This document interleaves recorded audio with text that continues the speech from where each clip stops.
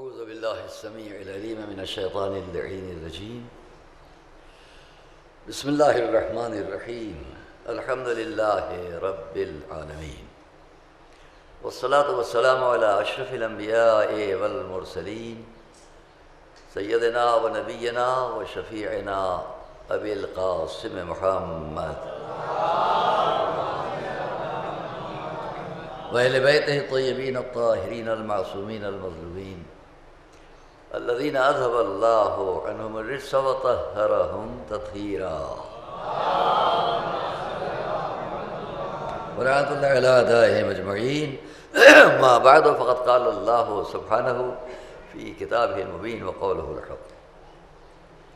بسم الله الرحمن الرحيم. كما أرسلنا فيكم رسولا منكم يتلو عليكم آياتنا ويزكيكم ويعلمكم الكتاب والحکمہ ويعلمكم ما لم تكونوا تعلمون. صلوات اللہ. عزیزان گرامی، ہم آپ کے سامنے قرآن اور اہل بیت، قرآن کریم اور اہل بیت علیہم السلام، اس موضوع پر آج آپ کے سامنے اس تیسری تقریر میں جو کچھ بھی ہمیں عرض کرنا ہے، ظاہر ہے کہ یہ گفتگو آج کی ان تاریخوں میں ایک پیغام ہوتا ہے، ایک میسج ہوتا ہے، اور محرم کے ان دنوں میں ہم کو آپ کو موقع ملتا ہے. سال بھر یہ گفتگویں ہوتی ہیں، لیکن ان تاریخوں میں خصوصی طور پر قرآن خود ایک موضوع ہے، اور قرآن کریم پر جتنی بھی بات کی جائے، ظاہر ہے کہ وہ ہم جیسے لوگ جتنی صلاحیت، جتنی وقت، جتنی حیثیت، اس کے مطابق بات ہوتی ہے. یہ ضرور ہے کہ ان مجالس کا ایک فائدہ ہوتا ہے، اور وہ کہ ہمارے بچے جو جہاں ہیں وہ ان موضوعات پر مجالس کے بعد بھی گفتگو کرتے ہیں. یہ بڑا اچھا ہے. سال بھر کی مجالس میں تھوڑی دیر گفتگو ہوتی ہے، لیکن محرم کی مجالس میں زیادہ دیر تک بات ہوتی ہے. آپ کو وقت ملتا ہے، آپ کو فکر ہوتی ہے. ابھی کل ہی شب کی بات ہے، کل ہم مجلس پڑھ کے گئے ہیں. گھر میں بچے سب بیٹھے ہوئے ہیں، ہمارے بیٹے ہیں، بھتیجے ہیں، بھانجے ہیں، سب بیٹھے ہوئے ہیں. بات نہیں چھڑی. اس میں ہماری ایک مجلس کے سلسلے میں گفتگو کرتے ہیں ہمارے بڑے بیٹے جناب ظہیر میاں نے ایک اچھی بات کہی، اور ہمیں اچھا لگا کہ فکر ہے، وہ فکر بیدار ہوتی ہے. مجالس سے میں ایک مثالاً بات کر رہا ہوں.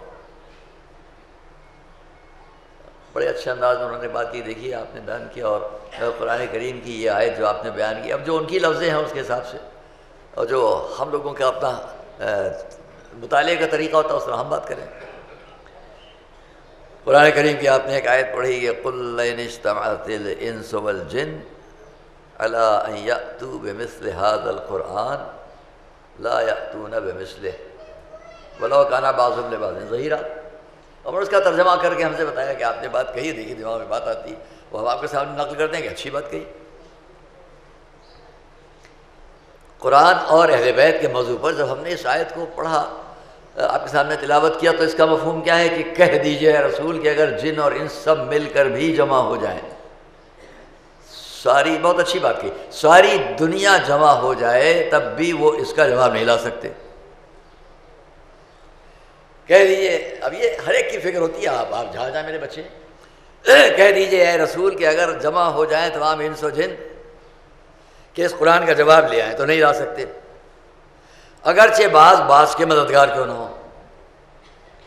ایک جملے میں بات تمام ہو جاتی ہے کہ جو قرآن ایسا ہے کہ ساری کائنات مل کر بھی اس کا جواب نہ لا سکے، وہی قرآن اگر کچھ لوگوں کے لیے کہے جو نہ جانتے ہو ان سے پوچھو، تو ان کی منزلت کیا ہوگی. صلوات محمد وآل محمد. ایک اور صلوات محمد. اچھا لگا. تو ہم نے کل ہی اس بات کو پسند کیا اور طے کیا کہ اگر موقع ملے گا تو آپ کو سنا دیں گے. یہ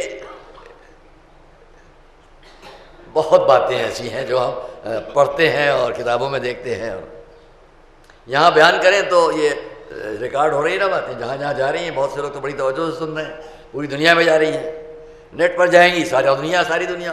ہاں بھائی لکھنؤ مدرسہ آدمی آپ حمید الحسن کیا پڑھ رہے ہیں، اور یہ مجمع جو لکھنؤ کا مجمع ہے ماشاءاللہ کس طرح سن رہا ہے. تو ہمارے پاس بعض وقت بڑی ہلکی ہلکی باتیں سامنے ہوتی ہیں، ہلکی پھلکی باتیں ہوتی ہیں، لیکن ان کے اندر کیفیت ہوتی ہے، بات ہوتی ہے. جو کچھ ہم روز طے کر کے آتے ہیں کہ آج یہ پڑھیں گے، وہ دوسرے دن یا اسی دن بدل جاتا ہے. آج کیا طے کیے ہوئے ابھی ہمارے ذہن میں جہاں تک ہے کوشش کریں گے اس میں باقی رہیں. جس طرح مجھے ایک عالم کی مثال بہت اچھی لگی کہ انہوں نے کہا کہ لکھا کتابی شکل میں بعض وقت دیکھتا ہوں، دیکھیے یہ قرآن اور اہل بیت سے تمسک، ان سے وابستگی انسان کے نفس کو، قلب کو، فکر کو، عقل کو، یعنی اب ان کی یہ سب لفظیں نہیں ہیں، میں ان کا مفہوم میں پیش کرنے جا رہا ہوں، کیا فائدہ پہنچاتی ہے. بڑی اچھی مثال دی، اور وہ مثال اس مجمع کو یاد رہ جائے گی، جہاں میری آواز جا رہی یاد رہ جائے گی.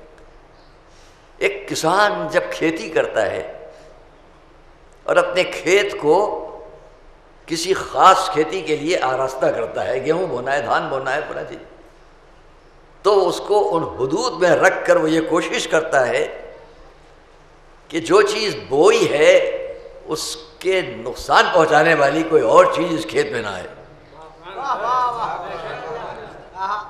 بڑی اچھی مثال مجھے ملی اور میں اس کو آپ کے سامنے نظر کر رہا ہوں.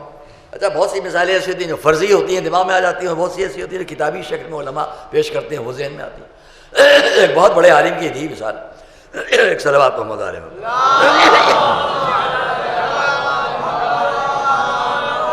کیا اچھی مثال ہے کہ ایک کسان جب کھیتی کرتا ہے تو اپنے کھیت کے اندر جس چیز کو بوتا ہے وہ کوشش کرتا ہے کہ اس کے اندر وہ دوسرے پودے نہ نکل آئیں جو اس کھیتی کو نقصان پہنچا دیں، جو اسے وہ تیار کر رہا ہے، درست کر رہا ہے.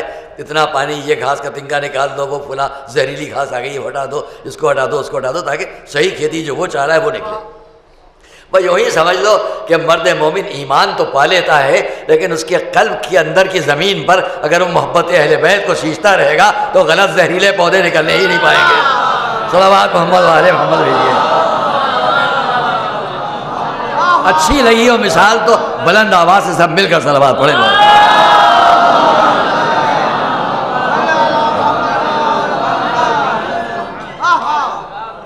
یہ اس مجمع کا حال ہے.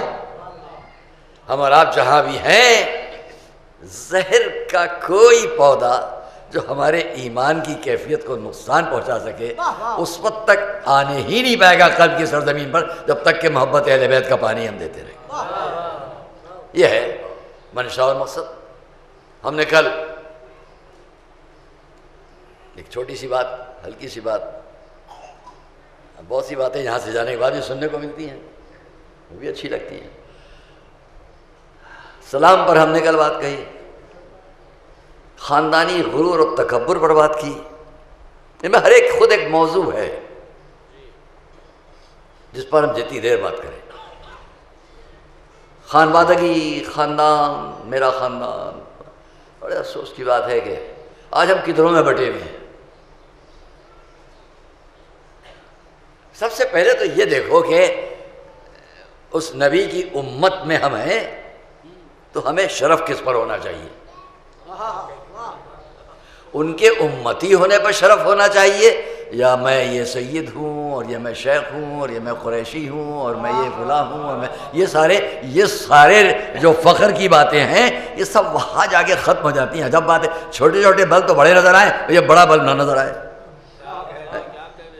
دن کے وقت ہم شمع جلا رہے ہوں کھڑے گئے سورج کے سامنے، تو وہی سمجھ لو جب سب کے سب اس امت میں ہیں اس کی، تو اس کے امتی ہونے پر فخر کرو. صلوات محمد وآل محمد پر.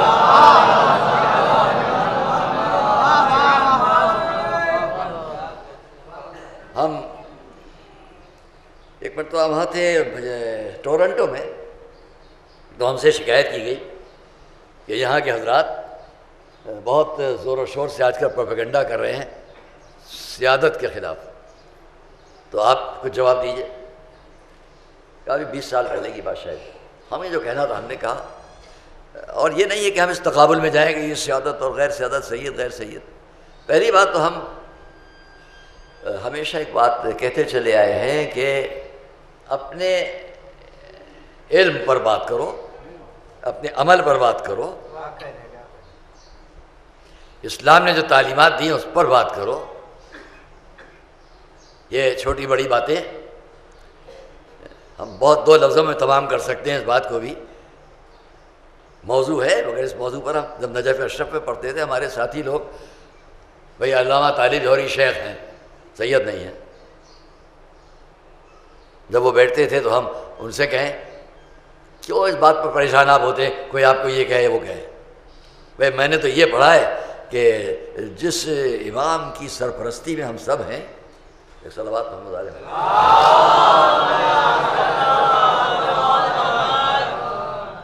ان کے چاروں سفیر کون تھے؟ حسین بن رو، محمد ثمری، سعید،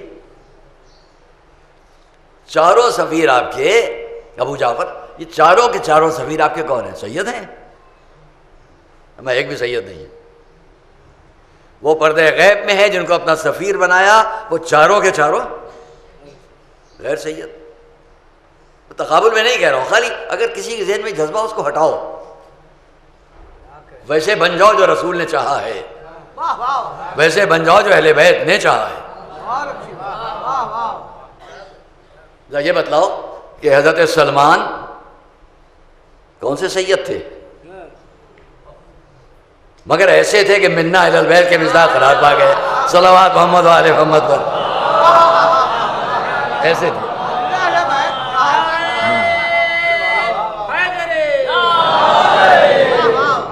فضہ کون سی سیدانی تھی، مگر ایسی تھی کہ مولا نے فرمایا فضتنا، ہماری فضہ، صلوات محمد و آل محمد پر۔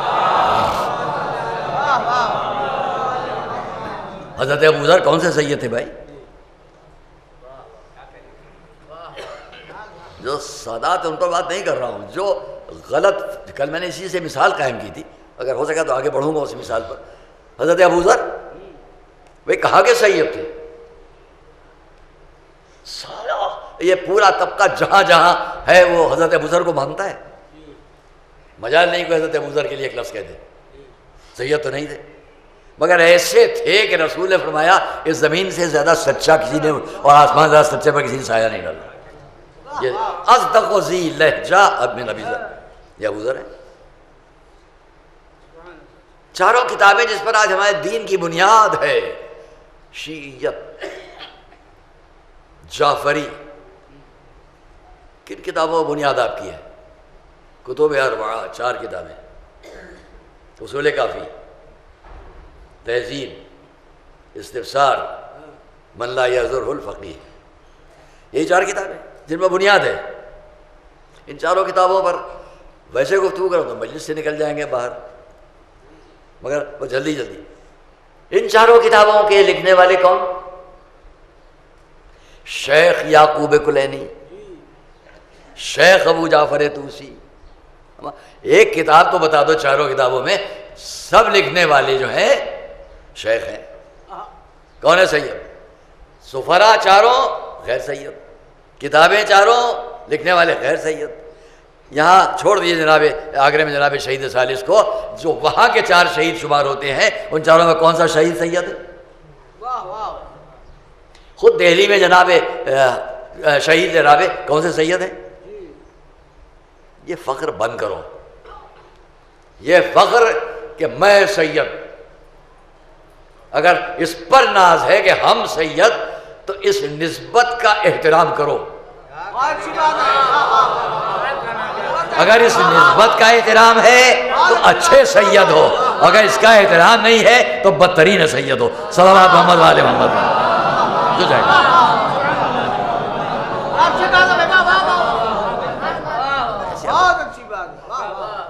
جس نے تمہیں سید ہونے کا شرف دیا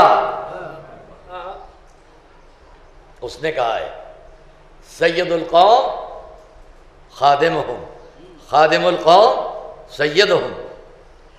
قوم کا سردار وہی ہوتا ہے جو اس کا خادم ہو.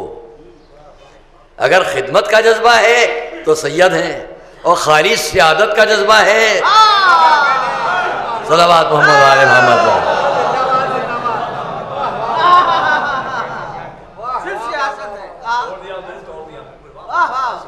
دیکھیے سلام سلام، کل میں نے کہا ہم کو ہماری بہت محترم بہن ہے، مجھے نام نہیں لینا ہے، کچھ کہنا نہیں ہے، مجھے آج سننے کو مل گیا کہ جب ان کے نواسے ان تک گئے تو انہوں نے سیدھے اپنے نواسے کو سلام کیا.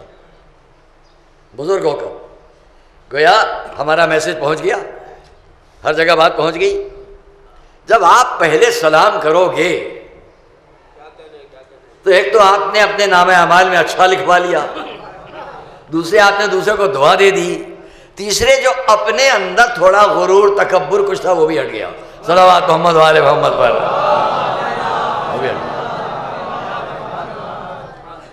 وہ بھی ہٹ گیا. آداب ہیں سلام کے ضرور شریعت میں. فرض کیجیے آپ موٹر بجا رہے ہیں، رکشے بجا رہے ہیں، کسی سواری بجا رہے ہیں، سامنے سے ایک برادر مومن یا کوئی آیا، اب اس پر اتنا ضروری نہیں ہے آپ پر سلام کرنا. آپ جا رہے ہیں سواری پر، بہتر ہے کہ پہلے آپ سلام کریں. دو آدمی سامنے سے آ رہے ہیں، ایک آپ ادھر سے جا رہے ہیں، ہوا کرے آپ 90 سال کے، وہ دونوں 12 14 سال کے ہیں، 15 سال کے ہیں، 16 سال کے ہیں، وہ دونوں بچے سامنے سے آ رہے ہیں. آپ کے مقابل میں ان کا عدد بڑا ہے، ان پر اتنا ضروری نہیں ہے کہ وہ آپ پر سلام کریں، آپ سلام کرو. آداب سلام ہے. کیا کون کس پر سلام؟ 4 آدمیوں کی جماعت ادھر ہے، 3 کدھر ہے، یہ 3 وہ 4، یہ 5 وہ 7. جو کم جماعت والے ہیں ان پر بہتر ہے کہ بڑی جماعت جو سامنے بڑی جماعت اس پر سلام کریں. آج ہم جاتے ہیں جانے کتنی جو ہمارے مسلمان بھائیوں میں جب بالکل قریب چلے جاؤ سلام کر لو، ہاتھ ملانے کی کوشش کرو تو وہ کھڑے ہو جاتے ہیں مسافیہ. لگتا ہے کہ جیسے ان کو کسی نے دور سے سمجھایا خبردار سلام نہ کرنا، جواب نہ دینا. یہ کہاں ہے؟ اس کی کوئی شریعت دکھا دے ہمیں، کوئی ایک صلوات بھیجے محمد علیہ.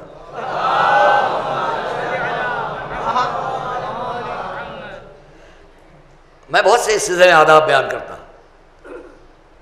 جب آپ سلام کریں، یہ ہمارے لکھنؤ میں تو ہم ایک بات کبھی کبھی کہا کرتے ہیں کہ لکھنؤ میں ہم بڑا ناز کرتے ہیں لکھنؤ کے آداب، تہذیب، کلچر، سماج. اور ہے بھی. مسافیہ ہوگا، حضور مزاج کیسا ہے، کیسا مزاج ہے. اب باہر والا سوچتا ہے کہ لکھنؤ میں بڑی تہذیب ہے، تسلیمات عرض ہے، آداب عرض ہے، حضور کا مزاج کیسا ہے. بھائی اس پر بات ختم، اتنی حدوں میں بات ختم. یہ آپ سے ہم بتائیں جن کو آپ صحرائی عرب کہیں گے، بدوی عرب، جنگلی عرب، دہقانی عرب، دیہاتی عرب، دیہاتی عرب. ہم تو ہندوستان کے سب سے مہذب شہر لکھنؤ میں ہیں. عراق چلے جاؤ، عرب چلے جاؤ، وہاں کے جنگل اور دیہات میں چلے جاؤ، وہاں کا دیہاتی عرب. ہم تو سمجھتے ہیں شاید اسی سے تہذیب سیکھ کے ہم یہاں تک آئے ہیں. میں بڑی بات کہہ رہا ہوں، اس دیہاتی عرب سے شاید تہذیب سیکھ کر ہم یہاں تک آئے ہیں. وہاں کیا ہے ہم نے دیکھا ہے راستے میں. اب یہ باتیں اگر ہم بیان کریں بڑا وصف ہوگا. گلی میں 2 برقع پوش مل گئے ایک دوسرے کو، چادریں پہنے 2 مل گئی. اب ہم اگر گئے کچھ دور تک ہو کسی کام سے پھر واپس ہوئے تو یہی دیکھا دونوں ابھی تک ایک دوسرے کا مزاج پوچھ رہی ہیں. وہ مزاج پوچھنے کی تفصیلات اتنی ہے کہ میں بیان کروں مجلس میں بڑا وصف ہوگا. اشلونک، اشلون احوالک، اشلون ذاتیتک، اشلون زوجک، اشلون کیفک، اشلون فلاں، تمہارے باپ کیسے ہیں، تمہارے بیٹے کیسے ہیں، تمہارا شوہر کیسا ہے، یہاں تک کہ آخر میں یہاں تک پوچھا جاتا تمہاری مرغیاں کیسی ہے. سمجھا آپ نے؟ اور اگر وہاں جماعت پر آپ سلام کر دیں، یہ اتنے لوگ بیٹھے ہیں، ابھی ایک صاحب آ جائیں اور سلام کر کے یہاں بیٹھ جائیں. یہ جو قریب بیٹھے معذرات ہے، میں معذرت آپ کو نہیں کہہ رہا ہوں، ہوگا یہ کہ آپ پلٹ کے ان سے کہہ دیں گے علیکم السلام. وہاں یہ نہیں ہے. جنگلی، بدوی، صحرائی عرب بھی اگر 20 بیٹھے ہوئے ہیں، آپ پہنچے اور آپ نے کہا السلام علیکم، جیسے ہی آپ ان کے درمیان پہنچیں گے سب کھڑے ہو کے آپ کے سلام کا جواب دیں گے. اور اگر آپ نے سلام کیے بغیر وہاں داخل ہو گئے، کوئی پلٹ کے بھی آپ کو نہیں دیکھے گا، چاہے حاکم میں وقت ہو چاہے جو بھی ہو. میں اس تہذیب کو اگر بیان کروں بڑا ہی وقت. میں آپ سے چھوٹی سی مثال دیتا ہوں. میرے ساتھ 4 سال پہلے میں گیا آغا سیستانی کی خدمت میں، ہمارے مرجع وقت عالم علماء، مرجع دینی اعلیٰ حضرت آیت اللہ علیہ آغا سید علی سیستانی. 4 سال پہلے گیا اور ابھی پھر گیا 1.5 مہینے پہلے ان کی خدمت میں. اور جو منظر میں نے اس وقت دیکھا 55 سال پہلے جب میں پڑھنے جاتا تھا، اس وقت کے عالم حضرت آغا سید محسن حکیم. ایک چھوٹی سی بات، ہم جب داخل ہوتے تھے اور ہم سلام کر لیں تو آغا حکیم عالم وقت آدھے قد سے کبھی پوری طرح کھڑے ہو کے ہمارے سلام کا جواب دے کے بیٹھتے تھے. ہم بڑے حیران ہو. وہ حمید الحسن آج کے طالب علم، ان کے سامنے بالکل کچھ بھی حیثیت تمہاری نہیں، یہ تمہارے سلام کے جواب میں کھڑے ہو رہے ہیں. ابھی بھی یہی ہوا جب ہم گئے پچھلے 4 سال پہلے تو آغا سیستانی انہوں نے وہی سب کیا ہمارے سلام کے جواب میں، اور اب کی بھی جب گئے اب کی بھی وہی تھا. ہم نے وہاں اپنے لوگوں سے پوچھا بھئی یہ کیا معاملہ ہے، ہم کیا ترکیب کریں کہ آغا ہمارے لیے نہ اٹھیں. انہوں نے کہا ایک ہی طریقہ ہے، بس چپکے سے سلام کر کے لوگوں کو بیٹھ جائیے، جاتے وقت فی امان اللہ خدا حافظ وغیرہ مت کہیے، نکل جائیے. اب میرے ایک ساتھی ہیں، ایک میرے دوست ہیں، عزیز ہیں، بھائی ہیں، ان کی کیفیت مزاجی یہ رہتی ہے کہ کبھی نہ کبھی کسی نہ کسی سے کوئی مذاق کرو. نام نہیں لوں گا ان کا. میں نجف اشرف میں آغا حکیم کی بزم میں جو بڑے بڑے علماء بیٹھتے تھے، ان میں میرے ایک استاد بھی ہوتے تھے سید محمد جمال ہاشمی الگل پائیگانی، ان کا بھی اجازت میرے پاس ہے. ان کو بیٹھنے اور اٹھنے میں بڑی مشکل ہوتی تھی. قد و قامت ایسا تھا کہ اگر بیٹھ گئے تو اٹھنا مشکل، اٹھے تو بیٹھنا مشکل. ڈیل دور بہت. تو ہمارے وہ ساتھی جن کے مزاج میں شوخی بہت ہے، نام نہیں لے رہا ہوں، وہ اگر میری تقریر سن رہے ہوں گے تو سمجھ رہے ہوں گے. جب وہ چلتے تھے تو چپکے سے ان سے کہتے تھے فی امان اللہ. تو ان بیچارے کو اٹھنا مشکل ہوتا تھا، مگر اٹھ کے وہ کہتے تھے فی امان اللہ. یہ تہذیب ہے. چاہے کتنی مصیبت ہو، وہ چپکے سے ان کے کان میں کہتے تھے فی امان اللہ، اور نکلنے لگتے تھے. وہ کھڑے ہو کے پوچھنا ان کو جواب دیتے تھے فی امان اللہ. تو میں نے ایک دن محسوس کر لیا یہ معاملہ کیا ہے. یہ زور سے نہیں کہتے ہیں تاکہ سب نہ اٹھیں، خالی انہیں چپکے سے کہتے ہیں. تو میں نے ان سے کہا بھائی آپ کیا حرکت کرتے ہیں ان کے ساتھ؟ کہ نہیں جب یہ اس طرح اٹھتے ہیں مجھے مزہ آتا ہے. آپ کو نام لے دوں؟ ہمارے بھائی جناب آغا روحی صاحب، وہاں ان کو سید محمد جمال کو پوچھ لیجیے گا. طریقہ تہذیب، اگر سلام نہیں کریں گے تو آغا حکیم بھی نہیں اٹھیں گے، اور سلام کر دیں گے تو آغا حکیم بھی اٹھیں گے، آغا سیستانی بھی اٹھیں گے. یہ تہذیب سلام. ایک صلوات دیجیے.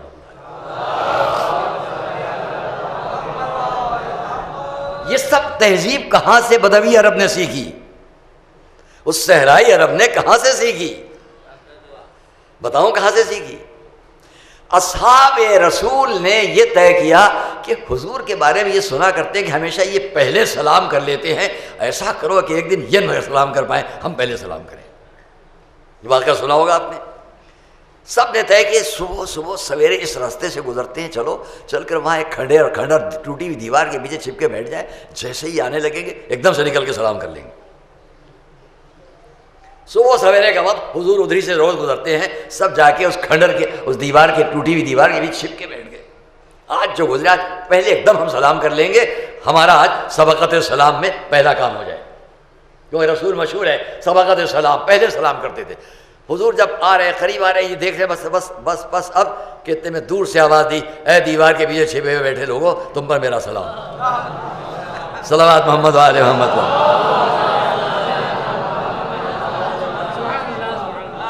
یہ سارے بدوی صحرائی عرب نے اس سلام سے سلام سیکھا ہے جو رسول نے 9 مہینے یا 10 مہینے تک جا کے در اہل بیت پر سلام کیا تھا. صلوات محمد و آل محمد. ایک اور صلوات محمد و آل محمد.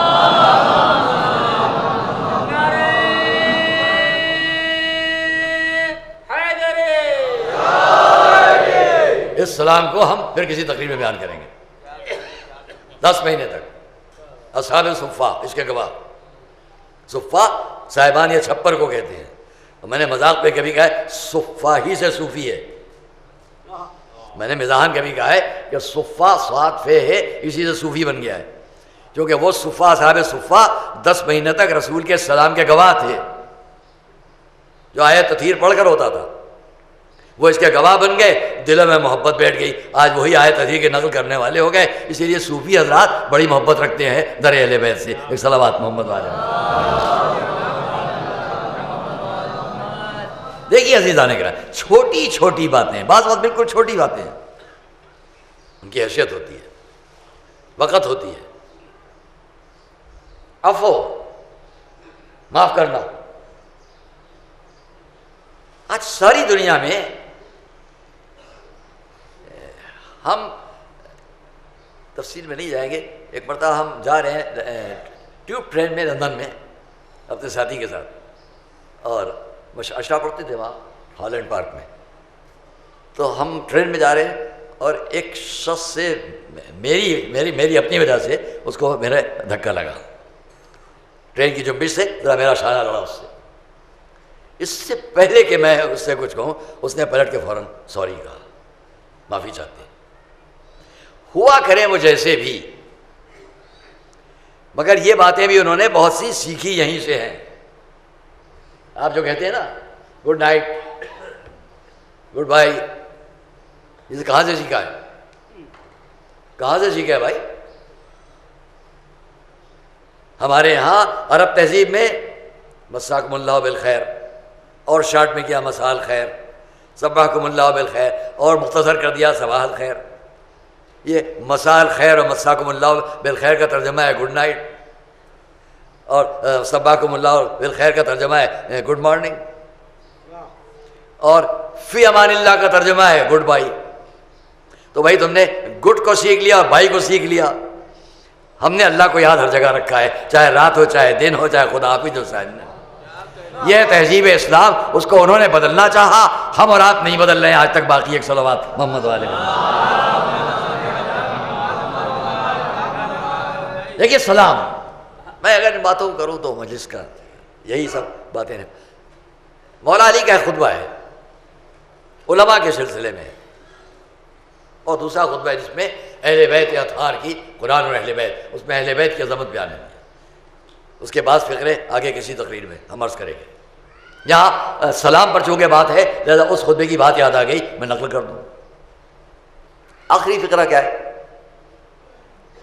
لم یوجس موسیٰ، اس پر بات نہیں ختم ہوئی، میں بیچ کی لفظ حذف کر کے بیان کر رہا ہوں۔ لم یوجس موسیٰ، کچھ چھوڑا ہے میں نے بیچ میں، خیفتاً علی نفسہ بل اشفقا من غلبۃ الجہال ودوال الضلال۔ ترجمہ پہلے کر لوں پھر وہ بیچ کی لفظ بیان کروں گا۔ موسیٰ، حضرت موسیٰ، مولا فرما رہے ہیں، اس بات پر فرما رہے ہیں جو آپ کا آج دنیا پوچھتی ہے۔ جاؤ نہج البلاغہ خطبہ دیکھو، جو آج دنیا پوچھتی ہے مولا علی بعد رسول کیا زندگی ہے۔ میں تفصیل میں نہیں جاؤں گا، آپ کے ذہنوں پر چھوڑ رہا ہوں۔ مولا فرما رہے ہیں بعد رسول اپنی زندگی کے بارے میں، موسیٰ اپنی جان کے ڈر سے خاموش نہیں رہے۔ 40 سال فرعون کے سامنے خاموش رہے۔ فرما رہے ہیں موسیٰ کی خاموشی فرعون کے سامنے اپنی جان کے ڈر سے نہیں تھی، اس لیے چپ تھے کہ اگر بولیں گے تو جاہلوں کو طاقت ملے گی اور باطل حکومت کو قوت ملے گی۔ یعنی کہاں کہاں تک مولا نے جواب دے دیا۔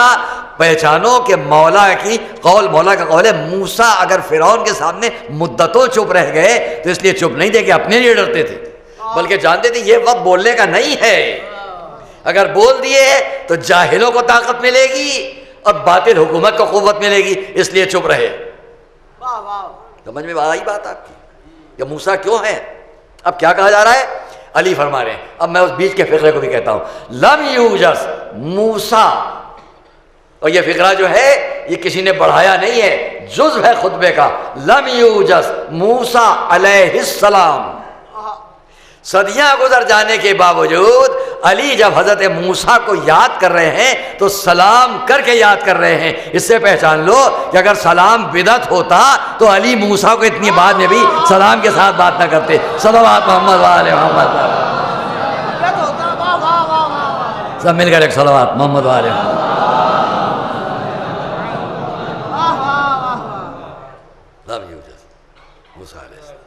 دوستو عزیزو، بس بات کو بہت جلدی تمام کرنے کی کوشش کرو. بہت سی جگہ میں نے ابھی آپ سے کہا معاف کرنا، عفو کرنا، انہی میں سے یہ باتیں بھی ہیں. عفو کرنا، معاف کرنا. ہم لوگ ایکسکیوز میں معاف کیجیے گا، ان جملوں کے بڑے عادی ہیں. وہ بہت عادی ہیں، ہم کم ہیں. تو مشکل تو یہ پڑتی ہے کہ جہاں واقعی ہم کو معافی مانگ لینا چاہیے وہاں بھی ہم معافی نہیں مانگتے.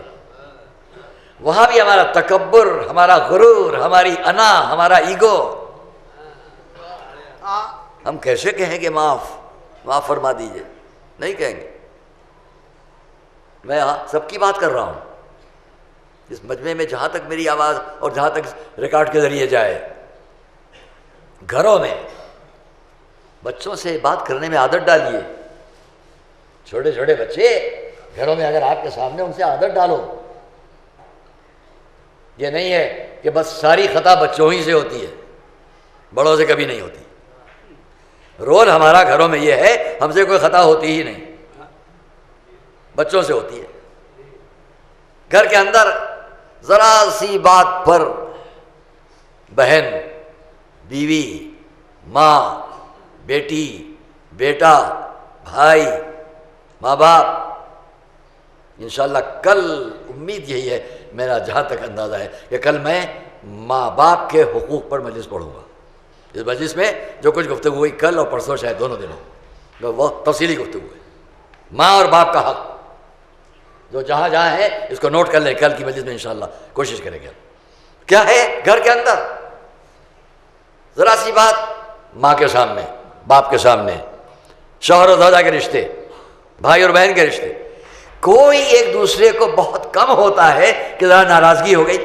یہ بات تو اب زندگی بھر بھلائے جانے کے لائق نہیں ہے. جی مولانا اس میں آپ کچھ دخل نہ دیجیے گا، آپ جو کچھ کہیے سب مان لیں گے، اپنا سر کاٹ کے آپ کے قدموں پر رکھ دیں گے.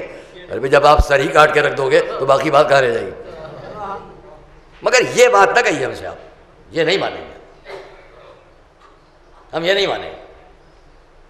ارے بھائی کیا اتنی سی بات پر آپ چلے جا رہے ہیں طلاق دینے کے لیے؟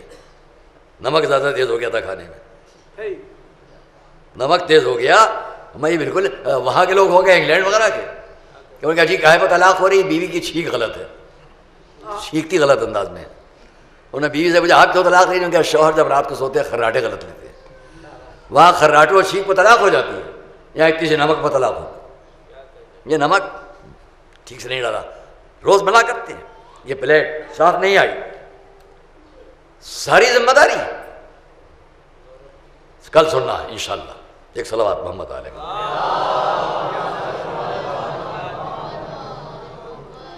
چونکہ ذرا بات ایسی ہو رہی ہے نا کہ کڑوی کڑوی ہے تو صلوات بڑی دھیمی دھیمی آئی.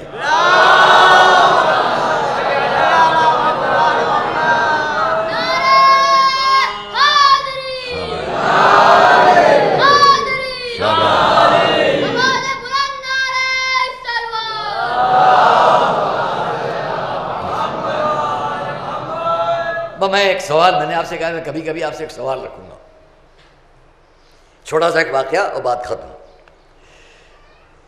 اس میں ایک سوال رکھوں گا آپ کے سامنے.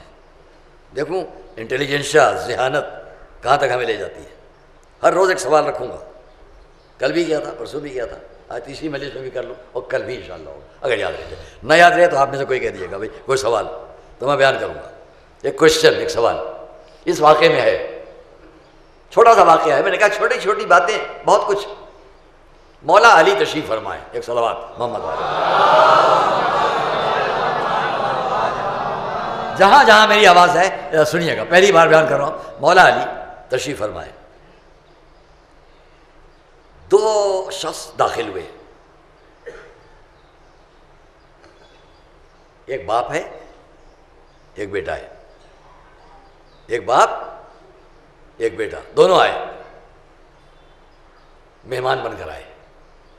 علی کے پاس، مولا کے پاس مہمان آ گئے دو، ایک باپ ہے ایک بیٹا ہے۔ یہ ہے قرآن اور اہل بیت کی تعلیم، اس میں سب کچھ سبق موجود ہے، قیامت تک کتنے سبق ہیں۔ بڑا ہی یونیک واقعہ، بڑا ہی یاد رکھنے کا واقعہ ہے، سنیے گا۔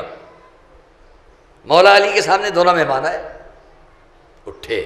آج ہمارے یہاں کوئی مہمان آ جاتا ہے نا تو بہرحال ہم لوگ اپنے اپنے حساب سے جو کچھ کرتے ہیں کرتے ہیں، لیکن بہت سی جگہوں پر، پرسوں تعزیہ اٹھ رہا تھا، آپ کو معلوم ہے یہاں بادشاہ وقت تھا نواب آصف الدولہ، کیا عظمتیں تھیں۔ لیکن اگر اس مجموعے میں کسی کو یاد ہو واقعہ معلوم، مجھے بعد میں ضرور پھر سے دہرا دیجیے گا۔ بڑھیا کا تعزیہ ہے کہ نہیں؟ بڑھیا کا تعزیہ۔ کسی نے حاتم سخی سے پوچھا، حاتم تائی سے، کہ تم نے سخاوت سیکھی کہاں سے؟ الگ الگ واقعات ہیں۔ نوشروان عادل سے پوچھا گیا تم نے عدالت کہاں سے سیکھی؟ وہ پھر کبھی۔ حاتم تائی سے پوچھا گیا تم نے سخاوت کہاں سے سیکھی؟ اس نے کیا جواب دیا؟ کہا ایک بننا، کاریگر، مستری جو دیوار بناتا ہے، مکان بناتا ہے، اس سے۔ وہ کیسے؟ کہا میں نے ہمیشہ یہ دیکھا کہ اس کے ایک ہاتھ میں مسالہ لگانے کی کوئی ہے اور ایک ہاتھ میں اس کے اینٹ ہے۔ وہ اینٹ لگاتا جاتا ہے، مسالہ لگاتا جاتا ہے، اینٹ لگاتا ہے، جب تک اس کے ہاتھ میں ایک مسالہ اور ایک اینٹ ہے اس وقت تک وہ دوسرا کام نہیں کر سکتا۔ جب وہ اس کو لگا دیتا ہے پھر اس کے ہاتھ میں مسالہ آ جاتا ہے، پھر اینٹ آ جاتی ہے۔ تو میں نے اس سے سیکھ لیا کہ ہاتھ خالی نہیں رہنا چاہیے، اور جب تک تم ہاتھ سے دوسروں کو دیتے جاؤ یہ بات بڑھتی چلی جائے گی، بڑھتی جائے گی، عمارتیں تعمیر ہو جائیں گی۔ صلوات محمد علیہ محمد۔ تو وہاں اور غرور کے مقابلے میں ایک بات کہہ دوں جو تکبر اور غرور کی یہیں پر یاد آ رہی ہے، وہ بھی کہہ دوں۔ بہت بڑا فلسفی، حکیم، دانشور ایران میں شمار ہوتا تھا، اس کے نام پر آج بھی وہاں ایک بہت بڑی سڑک ہے، روڈ ہے، اس کا نام تھا بزرج مہر، اس کو لوگ بزرگ مہر کہہ دیتے ہیں۔ بزرج مہر بہت بڑا فلسفی، حکیم، دانشور، بادشاہ کے پاس گیا اپنی کوئی بات کہنے کے لیے، بہت دیر تک کہتا رہا۔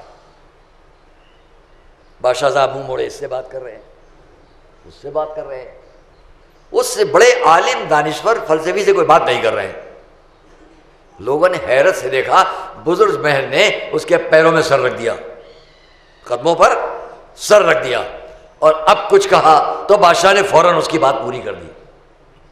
لوگوں نے کہا آپ اتنے بڑے عالم، حکیم، فلسفی، دانشور، آپ کو شرم نہیں آئی کہ آپ نے اس کے پیروں میں سر رکھ کے بات کی؟ انہوں نے جواب دیا تم بے وقوف لوگوں، میں سمجھ گیا اس کے کان یہاں نہیں ہیں، پیروں میں ہیں۔ اس کے کان یہاں نہیں ہیں، یہاں ہیں، لہذا میں نے وہاں بیٹھ کے بات کی کہ سن لے گا۔ یہ ہے فلسفی کا انداز۔ تو وہاں آئیے، میں کہہ رہا ہوں مہمان بن مولا علی کے دربار میں جہاں تشریف فرمائے ہم آپ کے مولا، باپ بیٹے دو مہمان آئے۔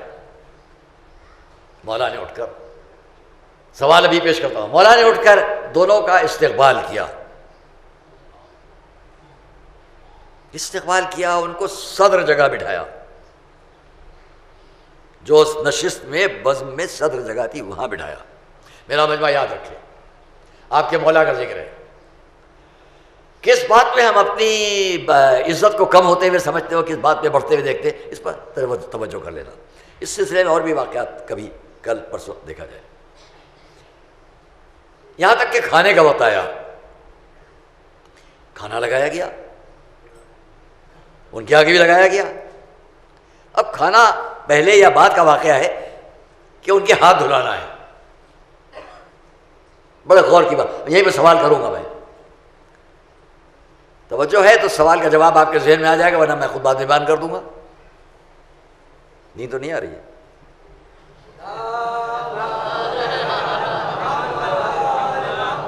اگر یہاں پر سو گئے تو سب غائب ہو جائے گا۔ ایک اور صلوات محمد علیہ۔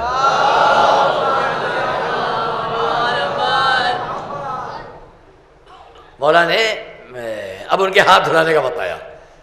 کمبر، ایک آفتابہ لے کے آئے، ایک تسلا لے کے آئے جس میں ہاتھ دھلایا جائے گا، ایک رومال، تولیہ، کوئی چیز جس سے ہاتھ پوچھے جائیں گے۔ سب ہوتا تھا اس وقت بھی، آج ہی نہیں۔ وہ جس میں پانی ڈالا جائے گا، وہ جس سے پانی ڈالا جائے گا، اور وہ جس سے ہاتھ پوچھا جائے گا، سب کمبر لے کے آئے، ان کے سامنے رکھا کہ بڑھ کر کمبر ان کے ہاتھ دھلا دے۔ تو سننا، مولا اٹھے، کمبر سے وہ لوٹا یا وہ ظرف جس سے ہاتھ دھلایا جا رہا ہے خود لے لیا. خود مولا علی نے اپنے مہمان کے ہاتھ دھلانے کے لیے وہ ظرف اپنے ہاتھ میں لیا. سنو غور سے سنو. تاریخ میں ہے کہ گھبرا کے مہمان کھڑا ہو گیا. مولا آپ میرے ہاتھ دھلائیں گے؟ وہ خدا دیکھ رہا ہے مجھے اور میں ہاتھ دھلواؤں آپ سے. کیا فرمایا؟ جو خدا یہ دیکھ رہا ہے وہی یہ بھی دیکھ رہا ہے کہ ایک بھائی اپنے دوسرے بھائی کے لیے کیا خدمت کرنا چاہتا ہے، کیا سلوک کرنا چاہتا ہے، اور وہ اس سلسلے میں کیسی بحث کو دیکھتا ہے. صلوات پڑھیں محمد والے.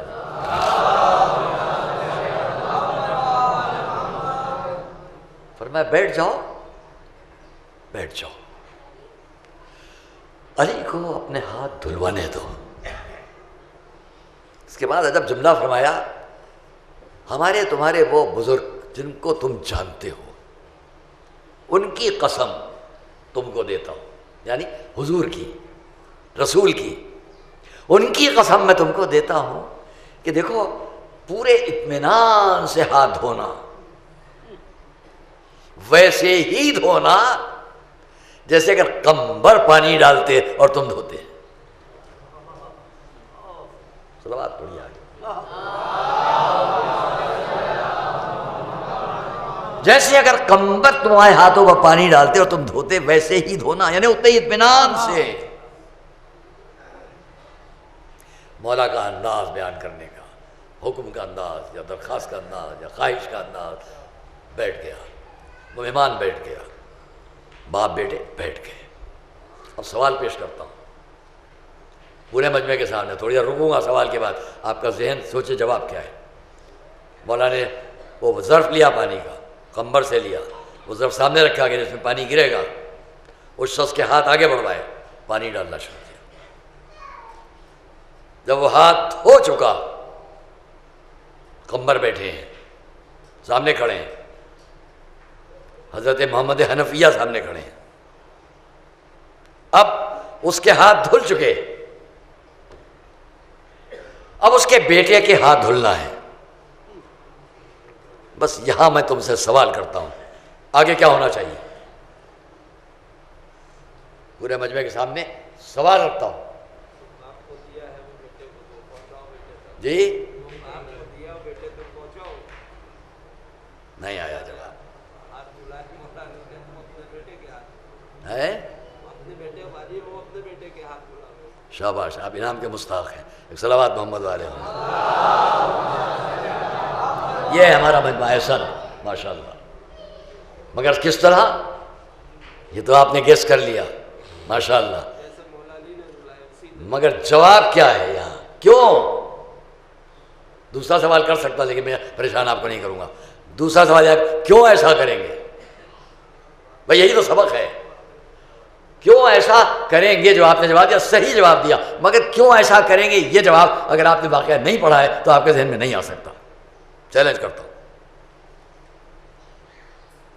میں بیان کرتا ہوں. یہ ہے شریعت اسلامیہ، یہ ہے دین اسلام، یہ ہے خانوادہ رسالت، یہ ہے تہذیب اہل بیت. جب تہذیب اہل بیت کے اس فقرے کو سننا ہے تو اس سے پہلے کہ اس پر آپ خوش ہو جائیں، پہلے ایک صلوات پڑھیں سب مل کر محمد والے.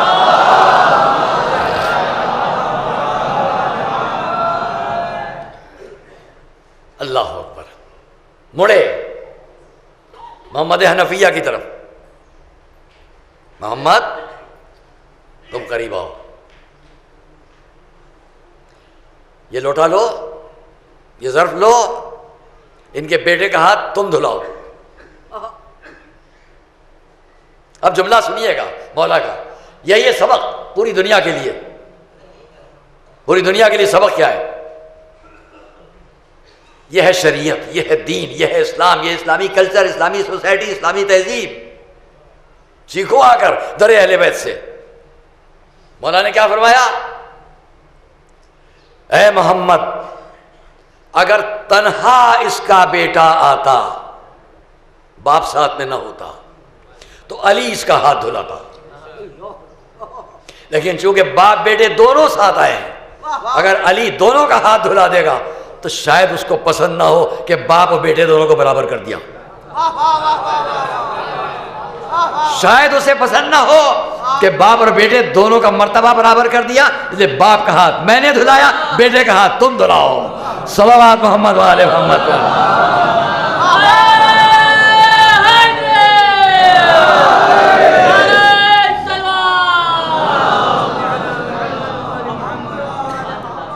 یہ ہے فلسفی، یہ ہے اسلامک فلسفی، تہذیب، کلچر، تمیز۔ اس کو شاید پسند نہ ہو کہ باپ اور بیٹے دونوں کو برابر کر دیا، باپ کا ہاتھ میں نے دھلایا۔ پہلے ہی جملہ کہہ دیا کہ اگر تنہا بیٹا آتا تو علی ہاتھ دھلاتا، جب دونوں ساتھ آئے تو دونوں کا مرتبہ، اگر میں دونوں کا ہاتھ دھلا دوں تو دونوں کا مرتبہ برابر قرار دوں گا، اسے شاید پسند نہ ہو، اس لیے باپ کا ہاتھ میں نے دھلایا تو بیٹے کا ہاتھ بیٹا دھلائے، مرتبے کا فرق بھی رہے۔ یہ ہے اسلام۔ ایک اور صلوات محمد۔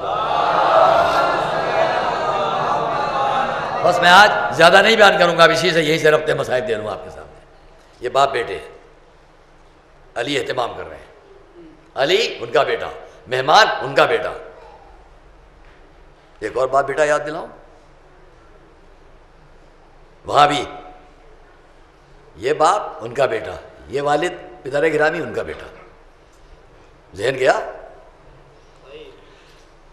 کوئی اور نہیں، میرا آپ کا مظلوم امام، اور سامنے کوئی اور نہیں، مہمان حر۔ وہاں مہمان آئے، علی نے ہاتھ دھلائے، ان کے فرزند نے ہاتھ دھلائے۔ یہاں مہمان آیا ہے، میرا آپ کا مظلوم امام کیا کرے، کیا کریں کیا کہیں؟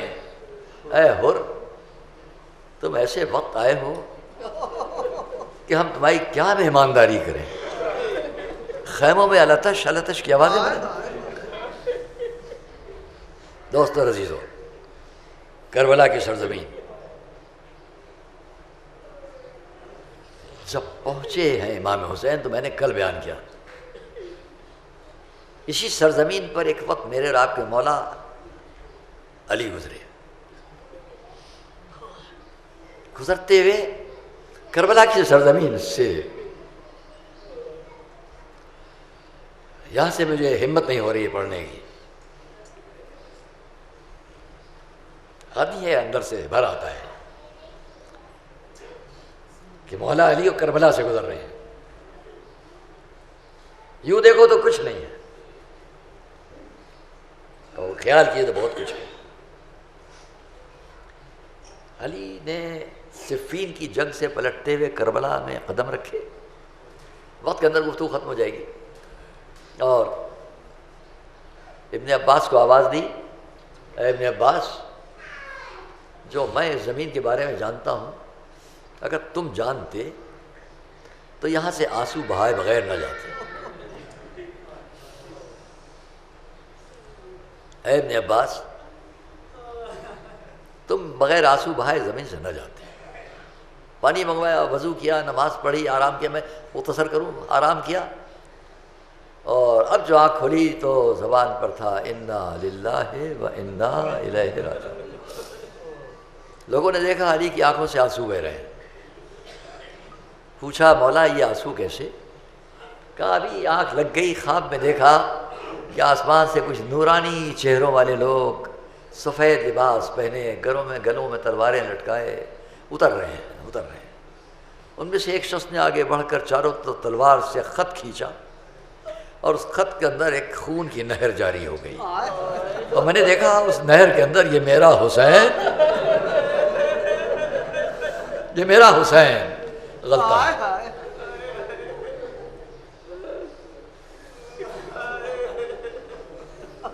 یہ منظر بیان کیا، بس بہت جلدی ختم کروں، اور اس کے بعد روایت میں ہے کہ مولا علی نے کربلا کے اس صحرا میں، آج بھی جو زائر کربلا جاتے ہوں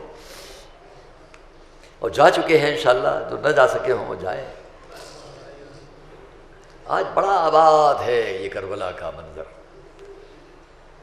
روشنیوں کی حد نہیں ہے، ہم نے سنا ہے کہ شاید ایران گورنمنٹ کی طرف سے ان روشنیوں کی پوری ذمہ داری ہے. چمچما رہا ہوتا ہے، جگمگا رہا ہوتا ہے، کونا کونا کوشا کوشا. میں نے حساب لگایا کہ آج اس رونق کا ہم تصور نہیں کر سکتے. خالی حرم مبارک میں نے ایک جھاڑ دیکھا تو میرا اندازہ ہے کہ شاید کم سے کم 6 فٹ 7 فٹ 8 فٹ تو اس کی بلندی ضرور ہوگی. 8 فٹ کی بلندی ہوگی خالی ایک جھاڑ. اور جو ہر جگہ کو جس طرح سجا دیا گیا ہے اس پر ہم اور آپ اگر جائیں تو یہاں سے جانے والا ظاہر اس کی اہمیت محسوس کرتا ہے. اس کربلا کی سرزمین پر جہاں آج یہ سب کچھ ہے، کل کیا تھا؟ ایک ڈیزرٹ، ریگستان، ایک صحرا، کچھ نہیں ہے. کون؟ ایک قافلہ رکا ہوا ہے. اس قافلے میں کون ہے؟ مولا علی. ڈھونڈ رہے ہیں اس صحرا میں کچھ. ڈھونڈتے ڈھونڈتے ابن عباس ادھر آؤ ذرا، تم بھی میرا ساتھ دو. ذرا دیکھو یہاں پہ کچھ ہرنوں کی نشانیاں ہیں. ہرن، اس کی نشانیاں ہیں. ڈھونڈنا شروع کیا، مل گئی. مولانا نے اٹھایا، اے ابن عباس یہ کیا ہے؟ تمہیں بتاؤں. ایک وقت یہیں سے عیسیٰ گزر رہے تھے. حضرت عیسیٰ اپنے حواریین کے ساتھ گزر رہے تھے. یہاں رکے، چاروں طرف سے ہرن جمع ہو گئے ان کے چاروں طرف، اور عیسیٰ نے زار و قطار رونا شروع کیا. حواریین نے، ساتھیوں نے پوچھا کیوں رو رہے ہیں؟ وہ جواب دیا میں اس لیے رو رہا ہوں کہ اسی سرزمین پہ ایک وقت آئے گا، ایک آخری نبی آئے گا، اس کی ایک بیٹی ہوگی جو میری ماں مریم سے بڑی مشابہ ہوگی، اور اس کی بیٹی کے بیٹے کو زمین پر قتل کر دیا جائے گا. اس زمین پر قتل کر دیا جائے گا. یہ ہرنوں کی نشانیاں. میں خدا سے دعا کرتا ہوں، عجب دعا کی جملے ہیں. میں اللہ سے دعا کرتا ہوں پالنے والے اس نشانی کو، وہ جملہ سنیے گا دل پر چوٹ لگے گی، اس نشانی کو اے پالنے والے اس وقت تک باقی رکھنا جب تک کہ وہ شہید کا باپ آ کر اس کو نہ دیکھ لے. اے ابن عباس وہی عیسیٰ کی دعا ہے جو میں یہ نشانی دیکھ رہا ہوں، اور جو ان کی دعا تھی وہ آج تک باقی ہے. اللہ بھی سچا، رسول بھی سچا، اور علی نے اس کو اٹھا کر یہ کربلا. اسی کربلا کی سرزمین پر وہ وقت آ جاتا ہے. حر نے ہاتھ بندوائے رومال سے، بس جلدی ختم کروں. حر نے رومال سے ہاتھ بندوائے، آگے بڑھے. غلام کنیز، غلام، نوکر، بیٹا ساتھ میں ہے. بعض روایات بھائی بھی جا چلا. کہ اتنے میں بیٹے نے صدائے تکبیر اللہ اکبر. یہ اللہ اکبر کیوں کہا؟ کہا میں دیکھ رہا ہوں سامنے سے کہ مولا کے بھائی ابو الفضل عباس آ رہے ہیں. میرا مجمع اندازہ کر سکتا ہے کیوں پہچان لیا. کیوں پہچان لیا؟ اس لیے کہ جب لایا ہے یہاں تک تو سب دیکھ تو رہے تھے یہ عباس ہیں، یہ علی اکبر ہیں، یہ قاسم ہیں، یہ محمد. ہو رہی تو لایا ہے تو سب کو پہچانتا ہے، ان کا بیٹا بھی. پھر تکبیر. اب کیا ہے؟ کہا لگتا ہے کہ مولا نے اپنے بیٹے علی اکبر کو بھی بھیج دیا ہے، وہ بھی آ رہے ہیں. کہا جلدی سے میرے ہاتھ رومال سے باندھ دو. رومال سے ہاتھ بندھوائے. مولا کے قریب آیا. تاریخ نے لکھا کہ پہلے دوڑ کر قدموں پر سر رکھا. امام نے اٹھا کر سینے سے لگانا چاہا، لیکن اس نے دوڑ کر پہلے رکاب فرس کو چوما، لجام فرس کو چوما. میں نے جب روایت میں فقرہ دیکھا کہ اس نے لجام فرس کو چوما، وہ اس نے بتلا دیا کہ کل اس لجام پر اگر ہاتھ رکھا تھا تو بے ادبی سے نہیں بلکہ اس کا احترام کتنا ہے. اس کا جب فقرہ کہا مولا نے گلے سے لگایا. وہ پوچھے جا رہا ہے کہ مولا کیا میری خطا معاف ہو سکتی ہے؟ وحلی توبہ، کیا میرے لیے توبہ ہے؟ مولا سینے سے لگائے ہوئے ہیں اس پر کو. اور اتنے میں انہوں نے اتنا کہا مولا ایک بات سن لیجئے، جب میں کوفے سے چلا اور قصر ابن زیاد سے نکل کر آپ کے لیے میں لشکر لے کر چلا تو پیچھے سے مجھے لگا کسی نے آواز دی تمہیں خیر کی بشارت ہو. میں نے پلٹ کے دیکھا تو کوئی نہ تھا. میں خیال کرتا رہ گیا میں تو نواسے رسول کو گھیرنے جا رہا ہوں اور وہاں مجھ کو بشارت خیر مل رہی ہے. اب سمجھ میں آ گیا آقا کہ مجھے یہ بشارت کیوں ملی تھی. مولا میں نے رات کو اپنے بابا کو بھی خواب میں دیکھا کہ کیا ارادہ تیرا ہے، تو نواز رسول کو گھیر کے کیوں اپنے لیے ہمیشہ جہنم کو قرار دے رہا ہے؟ تو محلی توبہ، کیا میرے لیے توبہ ہے؟ امام نے سینے سے لگایا ہے اور تو بھی آزاد، تیری ماں نے تیرا نام ہو رکھا ہے۔ میں اتنا عرض کرتا ہے مولا چند جملے اور، مولا پھر اس کی اجازت دیجئے سب سے پہلے لانے والا بھی میں، تو سب سے پہلے اپنی جان بھی میں نثار کروں۔ مولا نے ادھر ادھر دیکھا اور فرمایا اے حر تو میرا مہمان ہے۔ بس جملہ سنیے گا، مہمان ہے مگر تیری کیا میں خاطر کروں، کیا خاطر کروں؟ پلٹ کے چاروں طرف مولا نے دیکھا ہوگا، سامنے خیموں میں چھوٹے چھوٹے بچوں کی الاتش کی آوازیں ہوں گی، حر نے بھی آوازیں سن لی ہوں گی۔ میں اتنا ہی عرض کیا، ایک مرتبہ پلٹ کے دیکھا کوئی اور نہیں، امام کے سامنے ان کا جوان علی اکبر کھڑا ہے۔ پلٹ کے اپنے جوان کو دیکھا، اس کا جوان فرزند سامنے کھڑا ہے۔ آواز دی آقا پہلے اس کی اجازت دے دیجئے کہ میں بھی اپنے جوان کا لاشا پہلے دیکھ لوں۔ اجازت ملی، ایک چند جملے اجازت ملی، اور ایک مرتبہ حر کا فرزند میدان کی طرف گیا، جنگ کرتے کرتے اس نے آواز دی آخری سلام قبول کیجئے۔ حر نے اپنے گھوڑے کو تیزی سے مقتل کی طرف بڑھایا کہ جا کر اپنے بیٹے کی لاش پر پہنچ جاؤں۔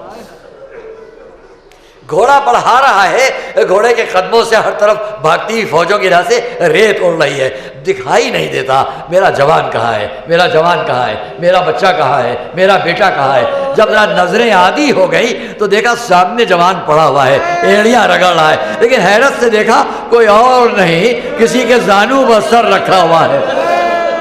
یہ کون آیا جس نے مجھ سے پہلے میرے جوان کو اپنے زانو پر سر رکھ لیا؟ اب جو آگے بڑھ کر دیکھا کوئی اور نہیں، حسین ابن علی۔ دوڑ کر چاہا جوان کے لاشے کو اٹھائے۔ امام نے آواز دی اے حر کیا یہ مناسب ہے کہ کوئی جوان کوئی بوڑھا اپنے جوان کی لاش کو اٹھائے؟ میں کہوں گا حر ذرا اثر عاشور آ کر دیکھو، حسین آواز دے رہے ہیں کوئی ہے جو آ کر علی اکبر کا جنازہ اٹھوا لے۔